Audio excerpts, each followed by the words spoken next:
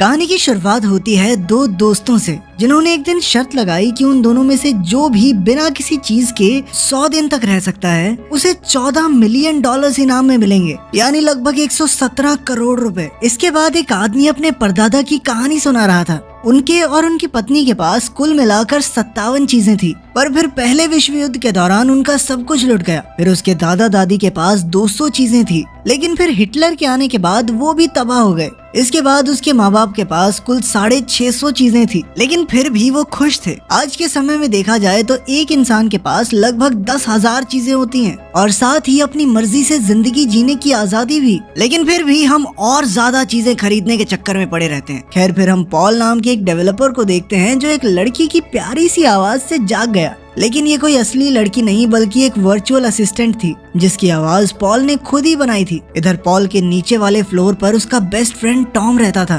कुछ समय बाद टॉम पूरा तैयार होकर पॉल को लेने आया क्योंकि आज उनका एक बहुत खास इंटरव्यू था, लेकिन पॉल तो अब तक बिस्तर पर लेटा टिकटॉक देख रहा था। खैर, फिर टॉम ने तुरंत पॉल को कपड़े ढूंढ कर दिए और साथ ही उसके न जाने कितने जूतों में से एक जोड़ी पहनाकर उसे तैयार किया। इसके बाद वो दोनों फटाफट घर से बाहर निकल गए। जब वो इंटरव्यू में पहुंचे तो उन्होंने देखा कि उनकी तरह हजारों जीनियस वहां पर आए थे और हर किसी को लगता था कि उनकी बनाई हुई चीज सबसे बढ़िया है। खैर, फिर भी जब टॉम और पॉल की बारी आई तो वो उस कंपनी के मालिक डेविड को इम्प्रेस करने में कामयाब रहे। लेकिन इसके बाद उन दोनों के बीच थोड़ी लड़ाई हो गई क्योंकि टॉम ने पॉल को बिना बताए प्रेजेंटेशन में कुछ चेंजेस किए थे। खैर, बाद में दोनों दोस्त नाइट क्लब में मस्त सेलिब्रेट करने गए, लेकिन पॉल अब भी टॉम की उस हरकत को माफ नहीं कर पाया था। थोड़ी देर में उसने काफी ज्यादा शराब पी ली और फिर नशे में धुत होके टॉम से शर्त लगाई कि उन दोनों में से जो भी 100 दिन तक बिना किसी चीज के रह सकता है वो जीत जाएगा। फिर अगली सुबह जब पॉल की आंख खुली तो उसके शरीर पर कोई कपड़ा नहीं था। उसे कुछ भी याद नहीं था कि कल रात को क्या हुआ।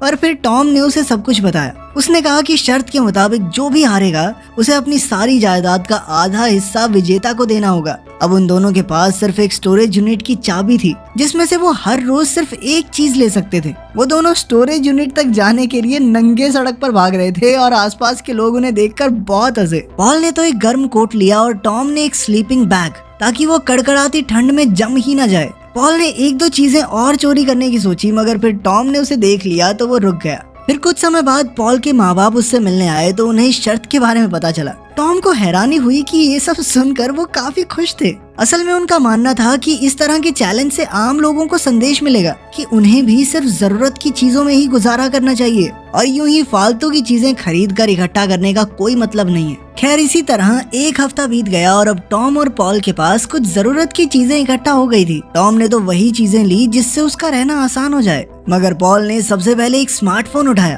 ताकि वो अपनी वर्चुअल असिस्टेंट नाना से बातें कर सके। इसके बाद वो दोनों स्टोरेज यूनिट में लूसी नाम की लड़की से मिले।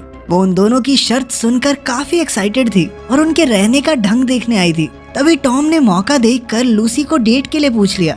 इधर पॉल को तो अब तक समझ भी नहीं आया था कि ये सब हो क्या रहा है। खैर, टॉम ने अपनी पहली डेट के लिए चश्मे पहन लिए लेकिन पैंट नहीं पहनी। वहीं उसने जो खाना पकाया था वो भी बेहद अजीब था। बिना नमक मिर्च के सादा खाना किसी भी लड़की को पसंद नहीं आएगा। खैर, फिर भी उन दोनों ने एक दूसरे से दिल की बातें की, पर जब टॉम ने कहा कि वो करोड़पति बनने वाला है तो लड़की की हंसी छूट गई क्योंकि इस खाली कमरे में उसे कोई करोड़ों की बातचीत नजर नहीं आ रही थी।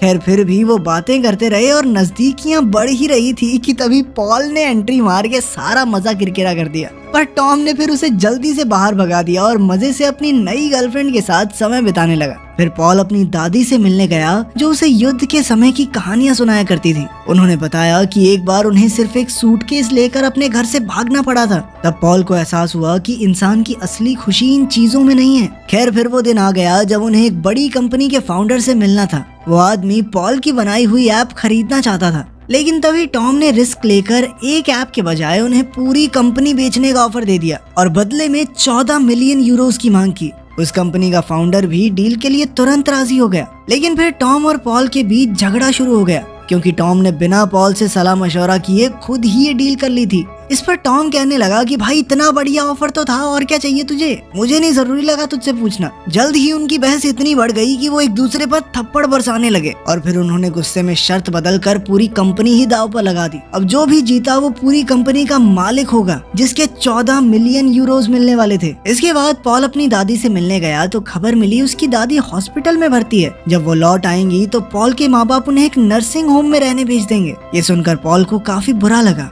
फिर जब उसकी माँ ने उसे पैसे देने की कोशिश की तो उसने साफ मना कर दिया, क्योंकि ये तो रूल्स के खिलाफ था। हालांकि उसे यहाँ देखने वाला कोई नहीं था, पर फिर भी उसने पैसे नहीं लिए।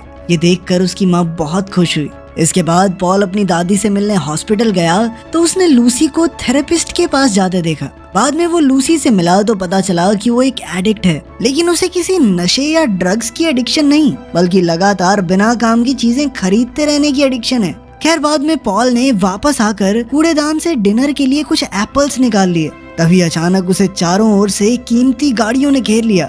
इनमें से एक से वही बड़ी कंपनी का फाउंडर बाहर निकला, जो कि पॉल की ऐप खरीदना चाहता था। जुकरमैन ने उसे बीच के लोगों को हटाने का ऑफर दिया, ताकि उसे अपना प्रॉफिट किसी के साथ बांटना न पड़े। वो पॉल से सीधी डील करना चाहता था, इसीलिए उसने पॉल को चेक भी दे दिया। मगर पॉल को न जाने क्यों दाल में कुछ काला लग रहा था। असल में सच तो ये था कि जुकरमैन इस वर्चुअल असिस्टेंट ऐप को इसलिए खरीदना चाहता था ताकि वो इसकी मदद से आम लोगों को ऐसी चीजें खरीदने पर मजबूर कर सके जो उन्हें सच में चाहिए भी नहीं। और बड़ी बात तो ये थी कि उन्हें यही लगेगा कि उन्होंने अपनी मर्जी से खरीदा है। इस वर्चुअल असिस्टेंट की यही खासियत थी कि वो हर एक इंसान के हिसाब से अलग तरीके से ढलकर उनकी सबसे अच्छी दोस्त बन जाती, और फिर बार बार किसी न किसी बहाने से वो असिस्टेंट लोगों को चीजें दिखाकर ऐसा महसूस करवाएगी कि ये बहुत जरूरी चीजें हैं, और जिसके पास ये नहीं है वो तो बेवकूफ है। इसके बाद हम देखते हैं कि पॉल और टॉम लूसी के गैराज पहुंचे तो वहाँ ताला था और उन्हें पता चला कि लूसी पर लाखों का कर्ज है। तब टॉम को लगा कि ये सब पॉल की वजह से हुआ है, और एक बार फिर से उनमें बहसबाजी शुरू हो गई। जब से वो शर्त शुरू हुई थी तब से उनकी लड़ाइयाँ बढ़ती ही जा रही थी। खैर तभी पॉल को याद आया कि उसके फोन में लूसी का नंबर है और टॉम उसे फोन कर सकता है। पर इससे टॉम और ज्यादा गुस्सा हो गया, क्योंकि उसे लगा कि ये सब पॉल ने जानबूझकर किया है ताकि टॉम पॉल का फोन इस्तेमाल करे और शर्त हार जाए।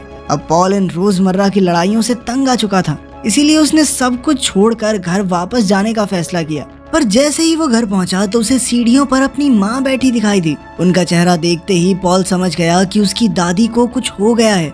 उधर टॉम लूसी को ढूंढते ढूंढते उसके घर पहुंच गया। उसने लूसी को बताया कि उसे कर्ज देने वाले लोगों ने उसके गैराज पर ताला लगा दिया है। तो लूसी जोर जोर से हंसने लगी। उसने कहा कि वो उनसे बचकर भागते भागते थक गई थी, इसीलिए उसने खुद ही अपना गैराज उन्हें बेच दिया। साथ ही डॉक्टर्स ने उसे बीमार घोषित कर दिया है और अब हर समय एक आदमी उसके साथ रहता है। लेकिन फिर टॉम ने कहा कि वो उसे ये बताने आया है कि वो शर्त जीत चुका है और अब वो लूसी के सारे कर्ज चुका देगा। इसके बाद टॉम अपने घर वापस लौटा तो उसने देखा कि पॉल ने उसकी सारी चीजें लौटा दी थी। फिर उसे पता चला कि किसी ने भी पॉल को आते जाते नहीं देखा। टॉम पॉल के माँ बाप से पूछताछ करने गया तो उसके पिता ने कहा कि शायद वो कहीं चला गया है। फिर टॉम को पॉल की दादी की मौत के बारे में पता चला, जिसके बाद टॉम तुरंत ही पॉल को ढूंढता हुआ कैलिफोर्निया पहुंच गया। वहीं दूसरी ओर हम देखते हैं कि पॉल एक नदी किनारे रहने लगा था। जब टॉम उसके पास पहुंचा तो वो हैरान रह गया, क्योंकि उसने सोचा नहीं था कि कोई उसे ढूंढते हुए यहाँ तक पहुंच जाएगा। खैर फिर दोनों ने अपने झगड़ों के बारे में खुलकर बात की। फिर दोनों दोस्तों ने मस्त कीचड़ में लड़ते हुए एक दूसरे की तरफ जितने मनमुटाव थे सारे खत्म कर दिए। आखिरकार ये बातें करके दोनों दोस्तों ने समझदारी से एक दूसरे की भावनाएं समझी और एक दूसरे को माफ भी कर दिया। इसके बाद वो दोनों टॉम की शर्त जीतने की पार्टी में पहुंचे।